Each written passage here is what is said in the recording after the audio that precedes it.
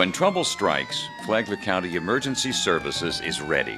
Whether it's providing a county-wide advanced life support ambulance service, preparing for a hurricane, or fighting a wildfire, Flagler County Emergency Services is there for the citizens of Flagler County. The men and women who serve on Flagler County Emergency Services are highly trained individuals in their respective fields. They are the backbone of county service that handles everything from hurricanes to an occasional stranded cat. The county operates 7 ambulances, stationed strategically throughout Flagler County around the clock to respond to medical emergencies. On board each of the ambulances is a paramedic with state-of-the-art equipment to monitor and assess the patient's condition and administer the necessary drugs to stabilize patients and transport them to local hospitals. The service is backed up by a Eurocopter A-Star helicopter. Although not purchased for medical calls, the helicopter is equipped to transport seriously ill or injured patients. Trained flight paramedics are available at a moment's notice. The helicopter was purchased after the 1998 wildfires when 70 homes were destroyed by a series of wildfires. The helicopter is capable of dropping 210 gallons of water and is a key ingredient in the emergency services line of defense against wildfires. A crew of 3 highly trained pilots keep the craft ready to fly at a moment's notice. The helicopter we call Fireflight here has 3 major missions for Flagler County. The first priority mission is firefighting. I think we all know in 1998 we had quite a few devastating fires that came through Flagler County. So that's our first and priority flying operations for Flagler County. We average about between 75 and 100 missions a year concerning fire, and we've delivered on an average of about 180,000 gallons of water on various fires around here. Our second mission is air ambulance, and we average approximately over 60 to 65 missions per year on various missions for air ambulance, mostly with automobile accidents on I-95, but can also be anywhere else in the county. We also help out our adjoining counties on emergency ambulance missions. And our last mission is working with the Sheriff's Department, the Flagler County Sheriff's Department, and other law enforcement agencies as an aerial observer, and various other missions, search and rescue for Flagler County. With Flagler County flight operations, we have a very strict criteria on the pilots that we hire here. They have to have a certain amount of experience in all the air ambulance, firefighting, and law enforcement missions. They have to have a minimum amount of hours that we require to actually be fairly high. With the 3 pilots we have on right now, we average about 8,000 hours apiece for each pilot, so we have a lot of experience here. Each year we have to go back to the Eurocopter school who manufactures Fireflight over in Texas. We have to go through an intense ground school and flight training every year, so we keep our skills up on emergency operations with the helicopter. The department also provides a county-wide fire service. Flagler County has full-time fire stations located in Espanola, the Hammock, at the Flagler County Airport, and a shared station with Volusia County on Old Dixie Highway in Volusia County, staffed by Flagler County firefighters. The shared station was recently completed and is a shining example of 2 governments cooperating to provide fire and ambulance protection to Halifax Plantation, Plantation Bay, and other neighborhoods on both sides of the county line. The proposal provides excellent service to neighborhoods in both counties and at the same time saves tax dollars. Our goal is to have the entire department be dual certified as a firefighter paramedic. And the reason that's important to us is that each person will be trained as a firefighter and as a paramedic and will be able to respond in either role that's needed. The Urban Search and Rescue Team is made up of 22 members from Flagler Fire Rescue. Each one of the members was trained in 5 major disciplines for the Urban Search and Rescue Team. That's confined space rescue, trench rescue, high-angle rescue, vehicle and machinery extrication, and building collapse. Each one of them had to go through 40 hours in each one of the disciplines, and in addition to that, we're going to be moving on to water rescue. And what that will allow us to do is on a regional level respond to incidents that may contain one of those types of situations. The burn building training tower that's behind me was built earlier this year. It was completed. We're still in the process of completing the site by adding concrete and paving. We also need to bring a water supply out here so that we can do some live burn exercises.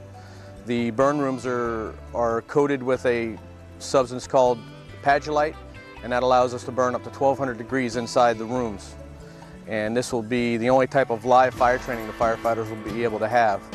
In addition to that, we have a 4-story tower with an enclosed stairwell that allows us to simulate high-rise firefighting. And on the roof of the 4-story building, it's set up so that we can do rappelling exercises for high-angle rescue. With all the high-rises that are being built, especially on beachside, it's valuable training that we can have. The director of Flagler County Emergency Services is Doug Wright, a seasoned veteran who took over the helm of the 82-member department in 2002. The law requires that each county have an emergency management director. The law requires that we have an emergency operations center. And the law further requires that we act as the focal point, the coordination point, and the guiding point for disaster events, either man-made or natural. So in a situation of a disaster, the EOC activates and we become the point to request resources from the cities when they exhaust or reach their level of ability.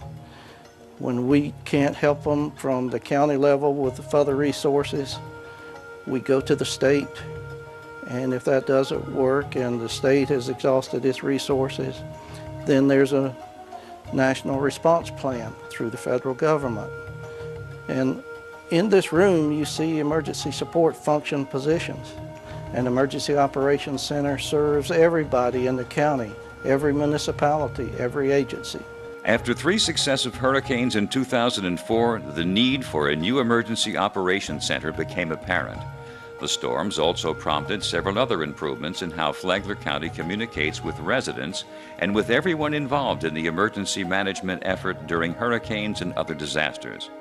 Most of the people that were here that participated with us during the last 3 storm events in 2004 knows full well why we need a new EOC. In this room that we're taping in right now became our place where we conducted business, the place where we slept, the place where we ate. This is a place we lived for some 6 weeks. It's very inadequate. In any case, we have been fortunate that we have a new EOC on the books. It's about 26,000 square feet. It's predicated on me going to several different counties around the state who has built new EOCs, and we looked at lessons learned. We looked at things they would do different if they had it to do over again. And we incorporated those things into our planning process. So you will see a very well-organized emergency operations center in terms of an operations room, in terms of offices for staff, in terms of a place to sleep, a place to prepare food for the number of people that will be in there. We are moving to an 800 megahertz system because right now we are utilizing 1970 technology in terms of radio communications.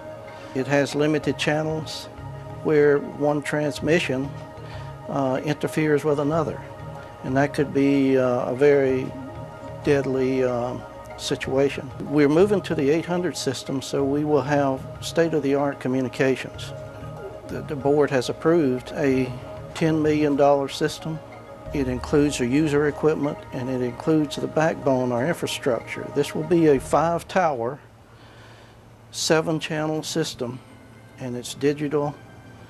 It's a communication system that has many capabilities, a communication system that is simulcast, meaning we've got some backup built into the system. If we lose 1 tower, we can still communicate. If we lose 2 towers, we can still communicate. Even 3 or more, it will just be on a diminished level. The 800 megahertz system, I should emphasize that it's countywide, meaning every municipality in the county will be using this system. So we look forward to it being a real enhancement to our public safety community. The newest addition to Flagler County Emergency Services information arsenal is Flagler Alert. It's a system that can contact residents by calling specified neighborhoods when there is a fire, an evacuation order, or other emergency. The ability for any government to provide information to its citizens during a disaster is never an easy task, and that's why Flagler County Emergency Services implemented a new program called Flagler Alert. The Flagler Alert system is an internet and telephone-based notification system that allows residents and visitors to be notified about disaster information anytime and anywhere. And the best part of the system is that each person can select how they want to be notified, whether it's by home phone or cell phone, email, fax, pager, or for the deaf and hard of hearing, whether by TDD or TTY. Simply by visiting the flagleralert.com or by calling 586-5100, residents can register today to get notified anytime, anywhere. You can also sign up by visiting the Flagler County Library. The system will inform residents of the latest on emergency events, road closures, along with county news and events happening at the Flagler County Library, parks and recreation activities, open bids, and many more. Residents that require assistance with daily living should register with our Persons with Special Needs program to receive a variety of emergency services, from transportation to sheltering during disasters and evacuations. These citizens should call our office to have an application mailed to them. Another critical communications tool recently installed in our Emergency Operations Center is the Radio Broadcast Studio. Flagler County and Black Crow Media have partnered to keep residents updated with current critical information during disasters. Black Crow Media will staff our broadcast studio with on-air personnel during disasters, and they'll simulcast information directly from our Emergency Operations Center on these local stations. WFBO 93.3 The Blizzard also carries local emergency information for Flagler County. Volunteers play a vital role for emergency services during disasters by providing support for communications, administrative assistance, and specialized tasks such as firefighting.